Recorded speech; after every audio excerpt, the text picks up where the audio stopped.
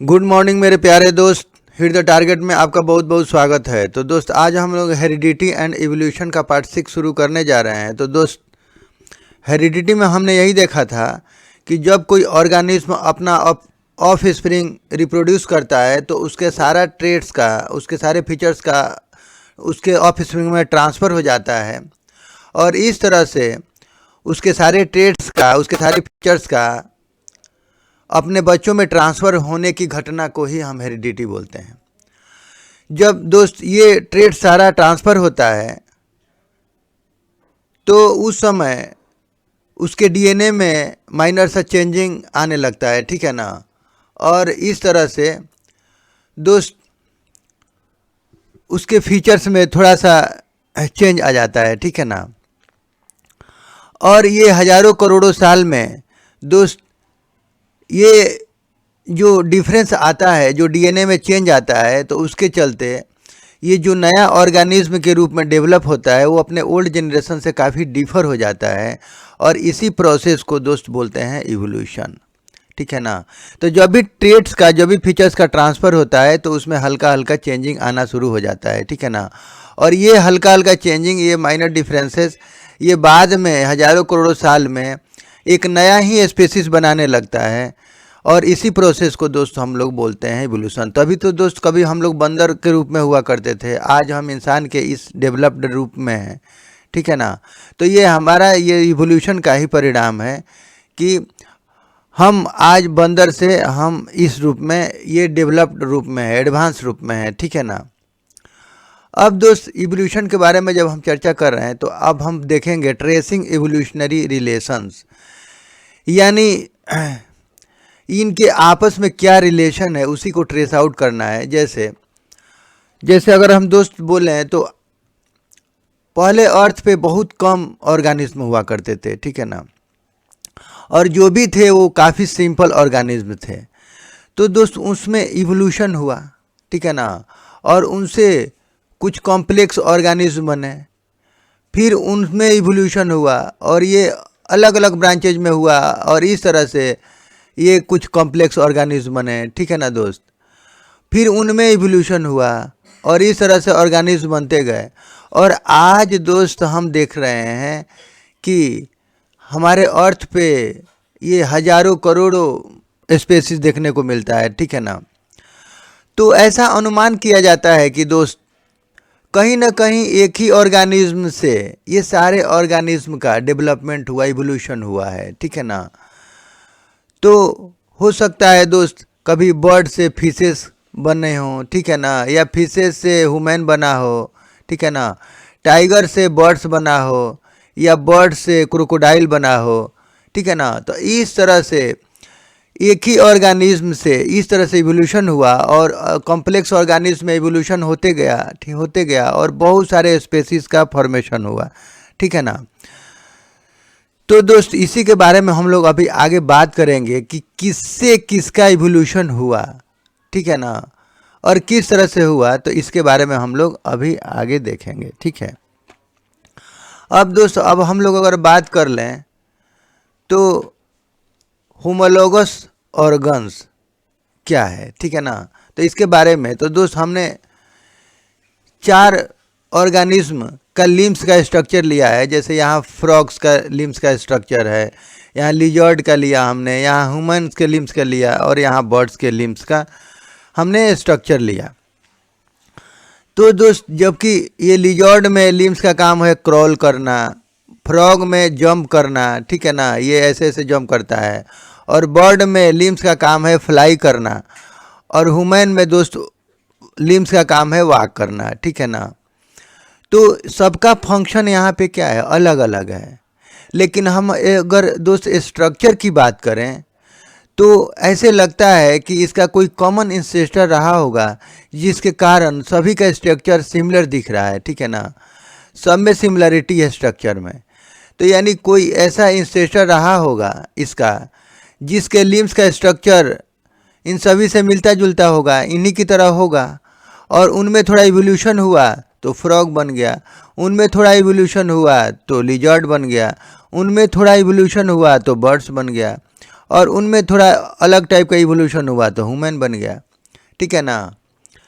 तो इस तरह से दोस्त हम यहाँ क्या गेस कर सकते हैं कि क्योंकि इसका डिजाइन, इसका स्ट्रक्चर सब सेम है, इसका मतलब कि एक ही इनका कॉमन इंसेस्टर रहा होगा और उनसे ये सारे ऑर्गेनिज्म का इवोल्यूशन हुआ है, ठीक है ना। तो इसी में दोस्त ये लिखा हुआ है, homologous organs are organs which similar design but different functions, यानी इनका डिजाइन सिमिलर है, ठीक है ना, लेकिन इनका फंक्शन अलग अलग है। कोई उसी लिम्ब से क्रॉल करता है, कोई उसी लिम्ब से जंप करता है, कोई उसी लिम्ब से फ्लाई करता है, कोई उसी लिम्ब से दोस्त वॉक करता है, ठीक है ना। और लिम्स का मतलब दोस्त कि हाथ पैर, ठीक है ना, यानी 2 हाथ और 2 पैर को हम लिम्स बोलते हैं, ठीक है। अब दोस्त अगर हम बोले homologous organ suggest presence of common ancestor, तो इसी से ये हम अनुमान कर सकते हैं कि इनका कोई कॉमन इंसेस्टर रहा होगा जिसके चलते इनका स्ट्रक्चर सेम है, ठीक है। दोस्त अगर हम बात करें एनालोगस ऑर्गन्स की, तो हमने 2 ऑर्गेनिज्म के लिम्स को लिए हैं, एक बैट का और एक बर्ड का, ठीक है ना।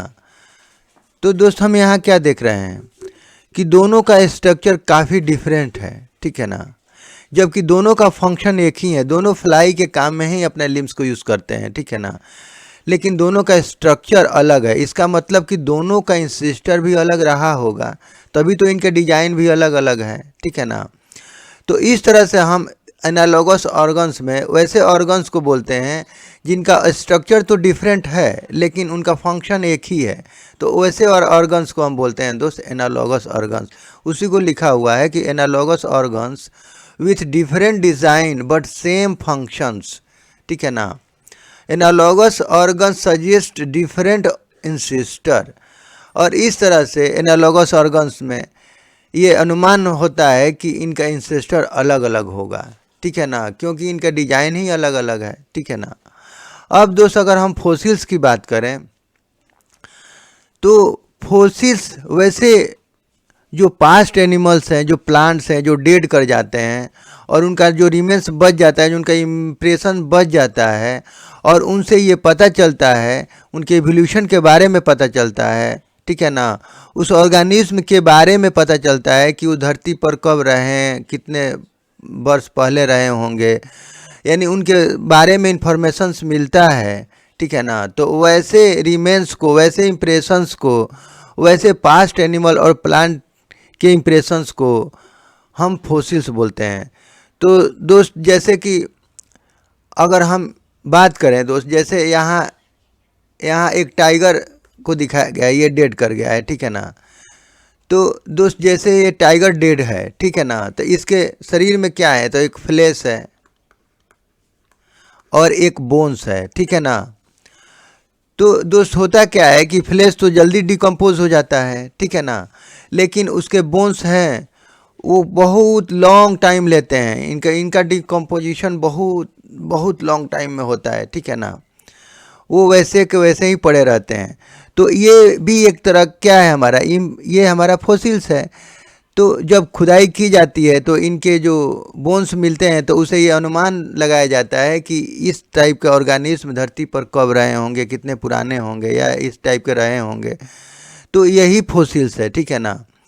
अब दोस्त जैसे अगर हम बात करें कि कुछ खुदाई के समय में कुछ स्टोन पे ऐसे मार्क मिलते हैं, ठीक है ना, जैसे ये एमोनाइट है, ठीक है ना, तो ये एमोनाइट का इम्प्रेशंस है। तो कभी ऐसा रहा होगा कि दोस्त ये एमोनाइट कभी मड में आगे फंस गया होगा, यहाँ पे मड होगा और उसमें आगे फंस गया होगा और डेड कर गया होगा, और ये काफ़ी लॉन्ग समय में, हजारों साल में दोस्त ये क्या हुआ कि सॉलिडिफाइड जब हो गया होगा तो इनका इम्प्रेशंस इस पे बच गए होंगे, यानी इसका फ्लेश डिकम्पोज हो गया होगा और इनके बोन्स बच गए होंगे और इस तरह से इन पे ये इम्प्रेशन आ गया होगा, ठीक है ना। तो इससे भी उनके एवोल्यूशन का पता चलता है, किसी ऑर्गेनिज्म के एवोल्यूशन का पता चलता है। तो ये भी दोस्त एक तरह का फोसिल्स ही है, ठीक है ना। जैसे ये स्टोन है, इस पर कुछ ट्रीज का, प्लांट का, ये लीफ का इम्प्रेशन आ गया है, ठीक है ना। तो वैसे ही इस पर ये लीफ आ गया होगा और ये सड़ गया होगा, ठीक है ना, और उसके इंप्रेशन इस पर बन गए होंगे। पहले ये मड होगा और काफ़ी लॉन्ग पीरियड के बाद ये सॉलिडिफाई हो गया होगा और इस तरह से उनका ये प्लांट का इस पे इंप्रेशन आ गया होगा और इससे भी हमें ये पता चलता है कि इस टाइप के प्लांट कभी रहे होंगे इस धरती पे, ठीक है ना। उसी तरह से ये इस ऑर्गेनिज्म के बारे में भी हम बोल सकते हैं दोस्त कि ये स्टोन पर ये इंप्रेशन बना हुआ है, ठीक है ना। तो ये भी मड में फंस गया होगा और इस तरह से ये लॉन्ग पीरियड के बाद ये मड कभी सॉलिडिफाइड जब हुआ होगा तो इनके इंप्रेशंस इस पे आ गए हैं, ठीक है ना। तो इस तरह से दोस्त हम यहाँ बहुत सारे जैसे फिश है और इस तरह से, और ये भी हमारे फोसिल्स हैं जो खुदाई के समय में मिलते हैं और ये हमें पता चलता है कि हाँ इस टाइप के ऑर्गेनिज्म धरती पे रहे होंगे, ठीक है ना। अब दोस्त अगर हम बात करें फाइंडिंग एज ऑफ फोसिल्स, यानी किसी भी फोसिल्स का एज का पता कैसे लगाया जाए कि कितना पुराना वो फोसिल्स है, यानी वो ऑर्गेनिज्म धरती पर कितने पुराने समय से रह रहे हैं, कब रहे होंगे, तो इसके बारे में दोस्त हम बात करें तो उसको पता करने के लिए दोस्त एक मेथड होता है, साइंटिफिक कॉम्प्लेक्स एक मेथड है जिसका नाम है रेडियो कार्बन डेटिंग मेथड। तो इस मेथड से भी हम किसी फोसिल्स के एज का पता हम कर सकते हैं कि उस फोसिल्स का एज कितना पुराना है। जैसे डायनासोर को पता किया गया तो इसी मेथड से पता किया गया। तो ये काफ़ी साइंटिफिक कॉम्प्लेक्स एक मेथड है, तो इससे भी हम पता कर सकते हैं कि किसी जानवर का फोसिल्स कितना पुराना है, यानी कितने पुराने ये ऑर्गेनिज्म धरती पर रहे होंगे, ठीक है ना, किस पीरियड में रहे होंगे, ठीक है। अब दोस्त दूसरा इसका फोसिल्स का एज का पता करने के लिए दूसरा मेथड है दोस्त डेप्थ ऑफ फोसिल्स, यानी जब अर्थ की खुदाई की जाती है तो उसमें जितना डीपर में जो फोसिल्स मिलता है, जितना गहरा में फोसिल्स मिलता है, तो उसे ये अनुमान लगाया जाता है कि वो ऑर्गेनिज्म उतने पुराने समय से रहे होंगे, ठीक है ना। तो जैसे डायनासोर का ये बोन्स दिखाया गया है, ठीक है ना, ये फोसिल्स है, तो इनसे भी हम पता करते हैं कि ये डायनासोर कितने साल पहले ये अर्थ पे रहे होंगे, ठीक है ना। जैसे दोस्त ये ट्राइबोलाइट, यहाँ पे ये बहुत पुराने ऑर्गेनिज्म है जो धरती पर बहुत शुरू से रहे हैं, ठीक है ना। तो इनके फोसिल्स काफ़ी अंदर मिले, ठीक है। तो इसे ये पता लगा कि ये ऑर्गेनिज्म धरती पर सबसे पहले आए होंगे, ठीक है ना। तो इस तरह से दोस्त हम फोसिल से ये हम पता कर सकते हैं कि कोई भी ऑर्गेनिज्म कितना पुराना है और किनसे किसका इन्वॉल्वमेंट हुआ, किसका डेवलपमेंट हुआ, ठीक है ना। अब जैसे दोस्त यहाँ पे एक सीरीज दिखाया गया है, तो जब अर्थ का खुदाई किया गया तो हमें इनके फोसिल्स इस ऑर्डर में मिले, ठीक है ना। तो सबसे ऊपर हॉर्स के मिले, ह्यूमंस के मिले, उसके बाद दोस्त बर्ड्स के मिले, फिर मैमल्स के मिले, उसके बाद रेप्टाइल्स के मिले, फिशेस के मिले, फिर इनवर्टिब्रेट्स जैसे एमोनाइट के मिले, ठीक है ना, ट्राइबोलाइट के मिले। तो दोस्त इनवर्टिब्रेट्स का मतलब होता है हैव नो स्पाइनल कॉर्ड, ठीक है ना। तो दोस्त इससे हम क्या अनुमान लगा सकते हैं? इनसे यही अनुमान लगाया जा सकता है कि हो सकता है कि रिप्टाइल से हॉर्स का इवोल्यूशन हुआ हो और इस तरह से रेप्टाइल से हॉर्स बना हो, रेप्टाइल से ह्यूमन बना हो, ठीक है ना, या फिशेस से ह्यूमन बना हो, हॉर्स बना हो, ठीक है ना, या फिशेस से मैमल्स बने हों। लेकिन कभी ऐसा नहीं हो सकता है कि ह्यूमन से रेप्टाइल बना हो, ऐसा नहीं हो सकता है। क्योंकि रेप्टाइल्स के तो बहुत पुराने फोसिल्स मिले हैं, यानी सबसे पहले रेप्टाइल्स आए होंगे तो अब ये ह्यूमन आया होगा, ठीक है ना।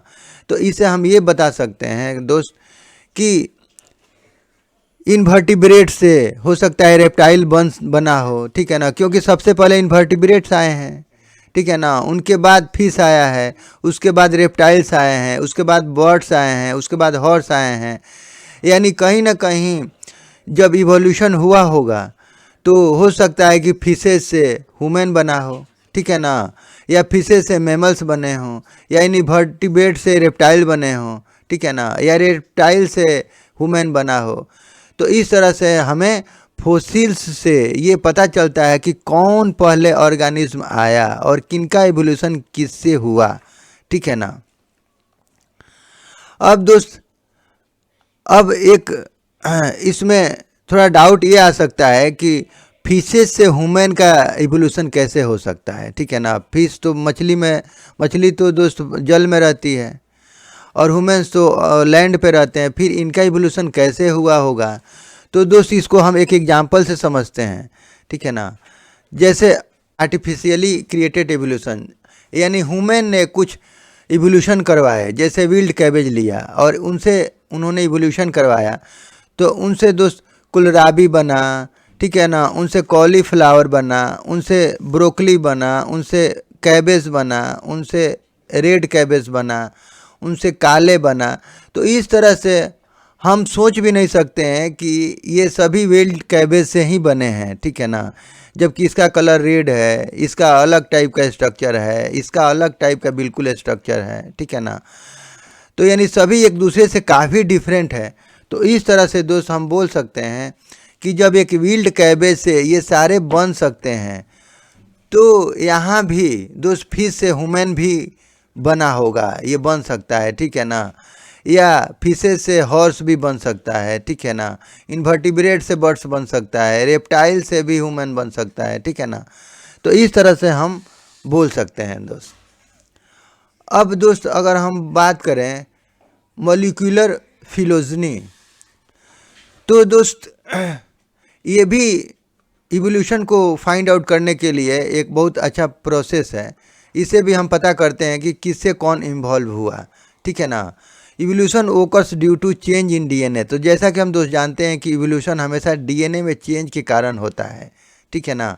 So by studying difference in DNA of organism we can find out who evolve from whom. तो इस तरह से हम कोई दो ऑर्गेनिज्म लें और उनका डीएनए टेस्ट करें और उनमें अगर काफ़ी डिफरेंट आ रहा है डीएनए में, तो हम ये बोल सकते हैं कि उनके बीच में बहुत सारे ऑर्गेनिज्म रहे होंगे, ठीक है ना। बहुत सारे ऑर्गेनिज्म का इवोल्यूशन हुआ होगा, ठीक है ना। तो इस तरह से हम डीएनए के स्टडी से भी हम ये बता सकते हैं कि कौन किससे पहले आया, कौन बाद में आया, ठीक है ना। Less difference in DNA means closeness in evolution process.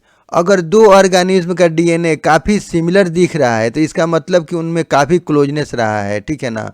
यानी उनके बीच में गैप बहुत कम है दोस्त। और इनका सेम वाइस वर्सा, अगर दो ऑर्गेनिज्म के बीच में काफ़ी डिफरेंस है तो इसका मतलब कि उनमें क्लोजनेस काफ़ी दूर रहा होगा, ठीक है ना। उनके बीच बहुत सारे ऑर्गेनिज्म बन गए होंगे, बहुत सारे स्पेसीज बन गए होंगे, इवोल्यूशन हुआ होगा, ठीक है ना। तो इस तरह से हम डीएनए के स्टडी से भी हम ये बता सकते हैं कि दो ऑर्गेनिज्म के बीच में क्या उनके बीच में रिलेशन है इवोल्यूशन प्रोसेस में, ठीक है ना। अब दोस्त अगर हम बात करें कि इवोल्यूशन बाय स्टेजेज, तो ये इवोल्यूशन सडन नहीं होता है, इवोल्यूशन स्टेज बाय स्टेज चलता है, ठीक है ना। और काफ़ी इसमें हजारों करोड़ों साल लगते हैं। जैसे दोस्त अगर हम आई की बात करें, तो दोस्त I R not present in very initial phase of life on the अर्थ। यानी अर्थ पे सबसे पहले आई का इवोल्यूशन नहीं हुआ था, आई प्रेजेंट ही नहीं था, ठीक है ना। ऑर्गेनिज्म में आई होता ही नहीं था। इवॉल्व स्लोली इन स्टेजेज, और धीरे धीरे इनका इवोल्यूशन हुआ, ठीक है ना।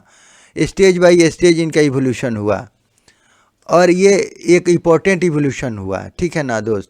जैसे दोस्त अगर हम बात करें, I would not have evolve by single DNA change. यानी एक सिंगल डीएनए के चेंज होने से एक आई का इवोल्यूशन नहीं हुआ, बल्कि इसमें बहुत समय लगा और बहुत स्टेज में इसका इवोल्यूशन हुआ, और तब जाके आज ये हर एक ऑर्गेनिज्म में हम आई को देखते हैं और इस तरह से एडवांस रूप में हम देखते हैं, ठीक है ना। तो जबकि दोस्त अगर हम प्लेनेरिया की बात करें तो ये बहुत सिंपल ऑर्गेनिज्म धरती पे बहुत पहले था। तो दोस्त इसमें सबसे पहले आई बना, तो इसका आई बहुत सिंपल था, ठीक है ना, जिसको रूडिमेंट्री आई बोलते हैं। तो जब आई बना तो सर बहुत इसका सिंपल आई हुआ, ठीक है ना।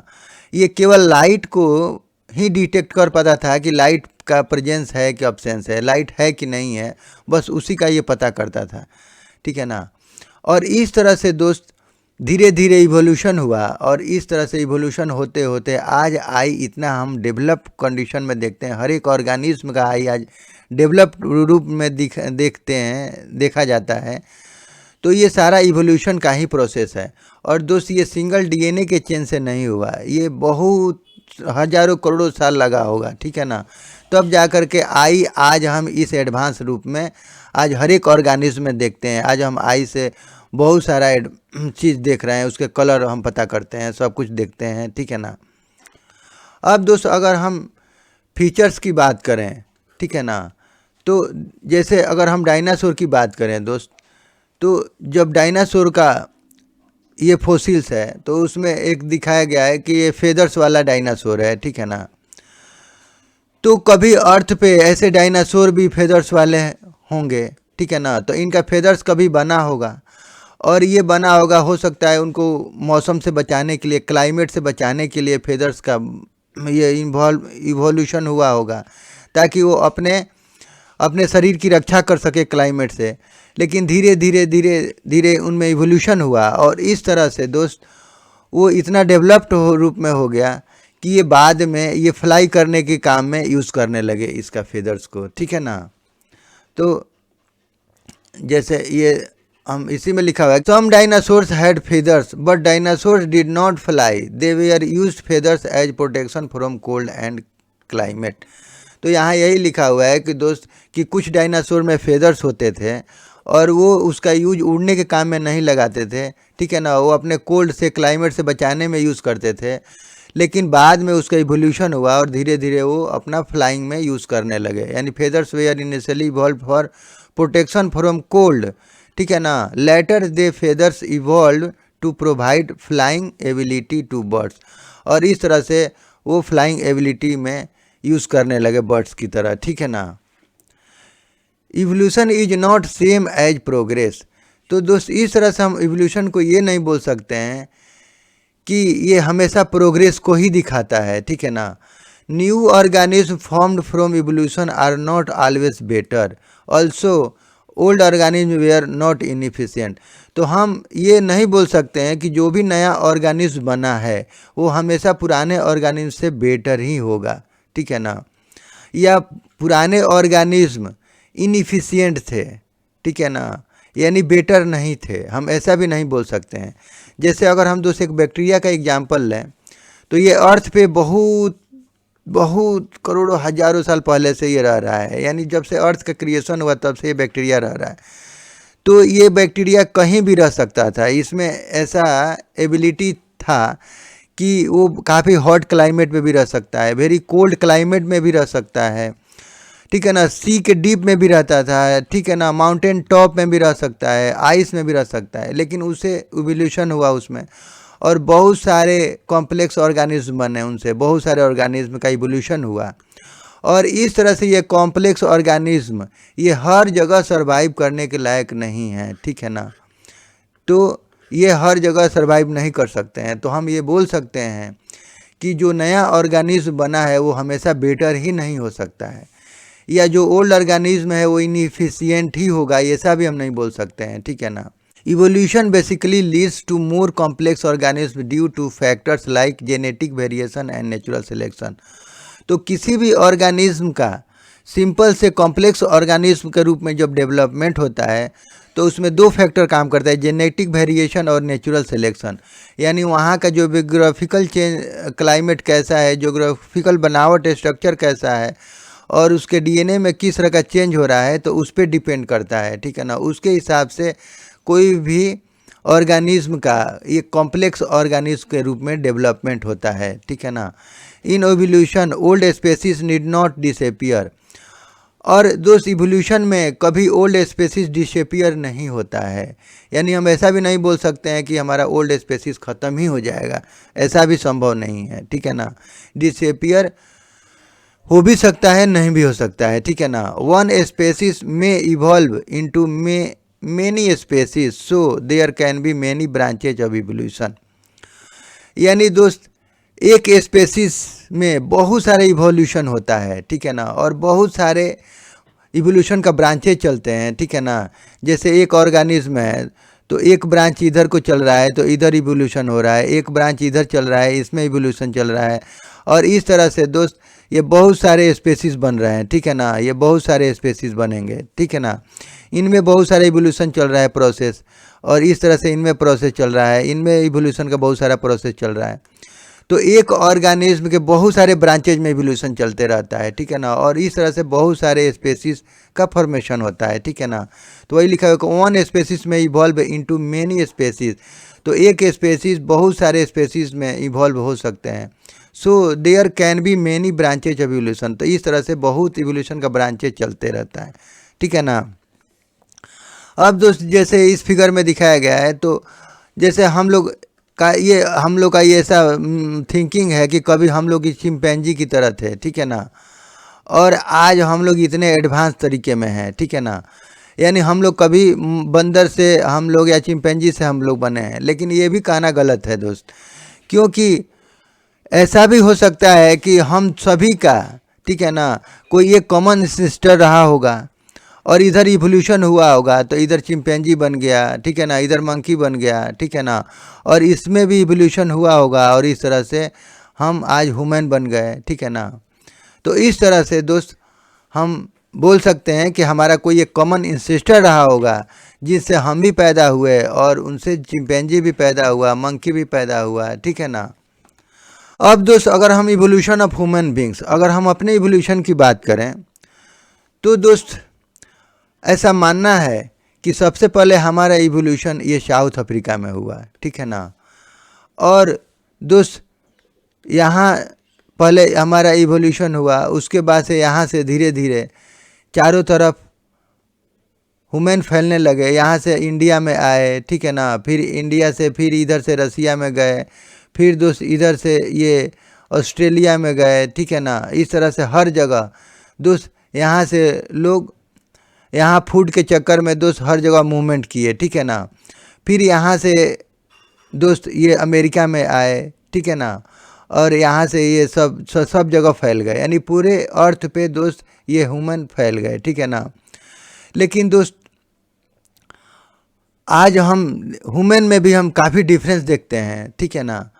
तो ये ह्यूमन जो काफ़ी डिफरेंस दिखते हैं, ये सभी एक दूसरे से अलग अलग दिखते हैं, तो वो उनके डीएनए चेंज और जेनेटिक वेरिएशन और ये जोग्राफिकल चेंज के कारण ही उनमें ये वेरिएशन देखने को मिलता है, ठीक है ना। तो दोस्त जैसे ये human have evolve like any other organism, nothing special about us, तो ह्यूमन के बारे में भी दोस्त हम ये बोल सकते हैं कि ये भी और ऑर्गेनिज्म की तरह ही इसमें भी इवॉल्वमेंट हुआ, ठीक है ना, ये भी इवॉल्व हुआ और इस तरह से ये ह्यूमन बना, ठीक है ना।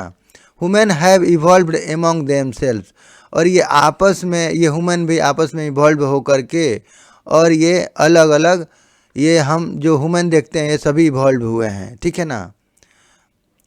तो दोस्त जैसा कि हम देख रहे हैं कि यहाँ ह्यूमन में भी काफ़ी डिफरेंस हम देखते हैं, जैसे ये साउथ अफ्रीकन गर्ल है, ये अमेरिकन गर्ल है, ये चाइनीज़ गर्ल है, ये इंडियन गर्ल है, तो सभी एक दूसरे से काफ़ी डिफर हैं, ठीक है ना।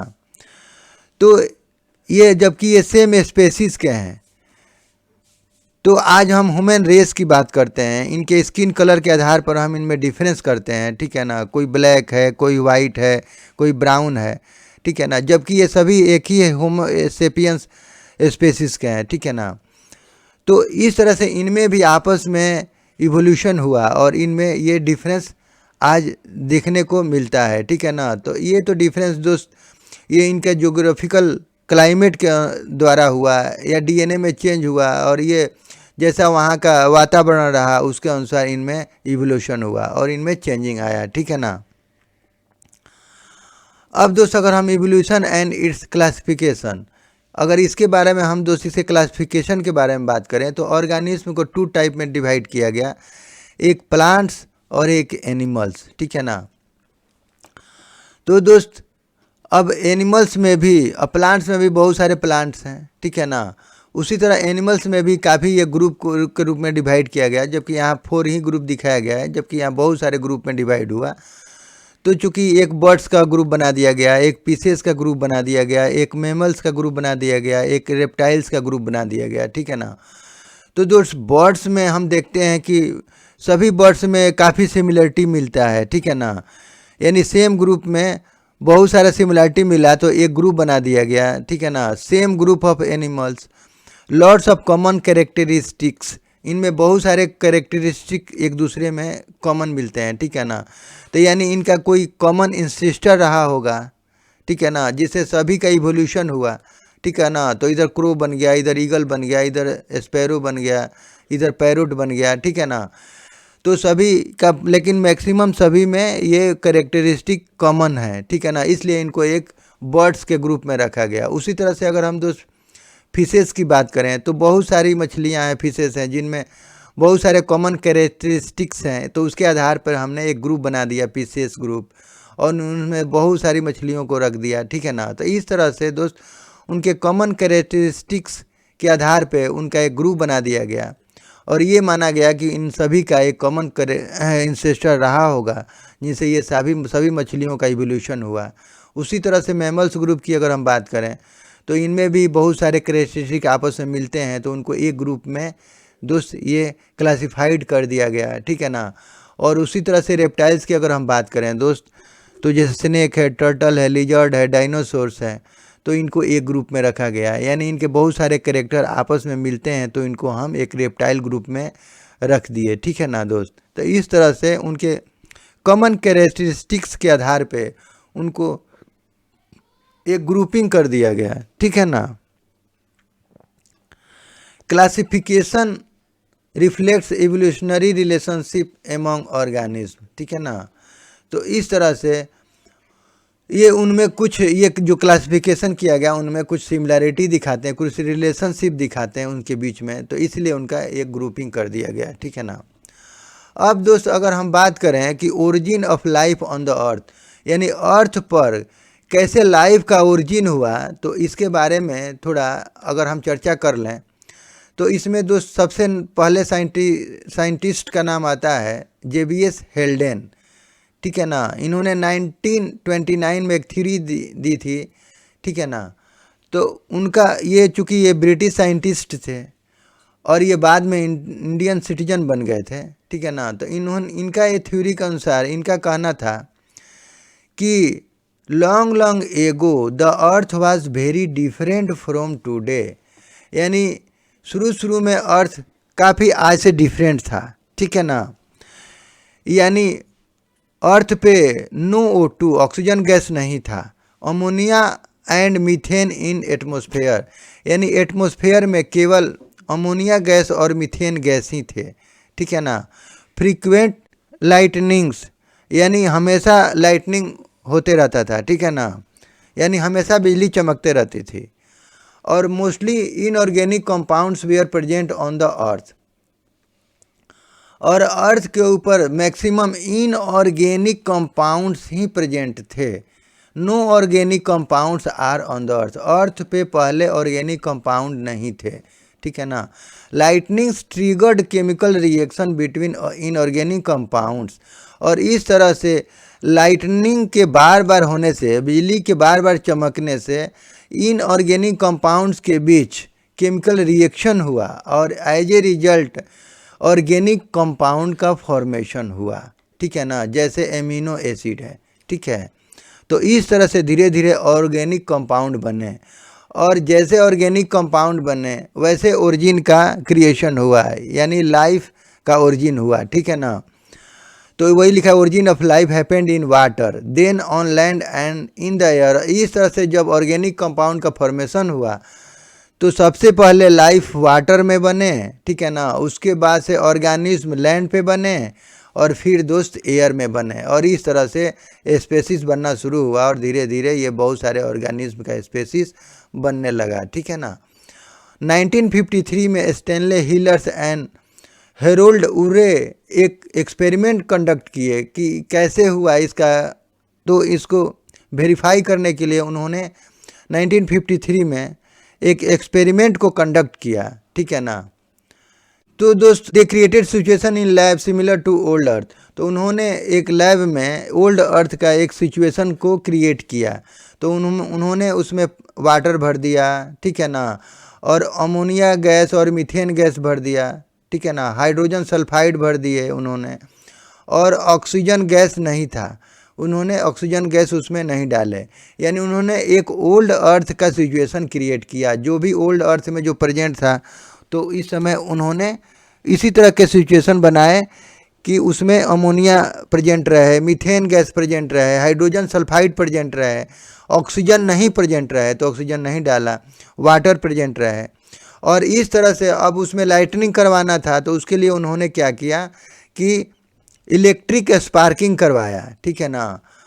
और इस तरह से organic compounds were formed after a few weeks. और कुछ हफ्तों में उन्होंने ये ऑब्जर्व किया कि धीरे धीरे उनमें ऑर्गेनिक कंपाउंड बन रहे हैं, ठीक है ना। तो इससे ये उन्होंने साबित कर दिया कि जेबीएस हेल्डेन सर ने जो थ्योरी दिया था वो काफ़ी सही है। यानी अर्थ पे पहले ऑक्सीजन नहीं था, ऑर्गेनिक कंपाउंड्स नहीं थे, और जैसे लाइटनिंग हुआ करती थी, और जैसे लाइटनिंग हुआ तो अभी ऑर्गेनिक कंपाउंड बना, और इस तरह से लाइफ का क्रिएशन हुआ, ठीक है ना।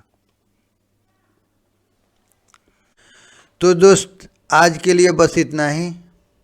अगर हमारा वीडियो आपको अच्छा लगे तो प्लीज़ सब्सक्राइब करें एंड लाइक करें and share to your friends and press the bell icon, ताकि मेरे अगले नए वीडियो का नोटिफिकेशन आपको समय से मिल सके। और दोस्त वीडियो देखने के लिए आपका बहुत बहुत धन्यवाद। Thank you.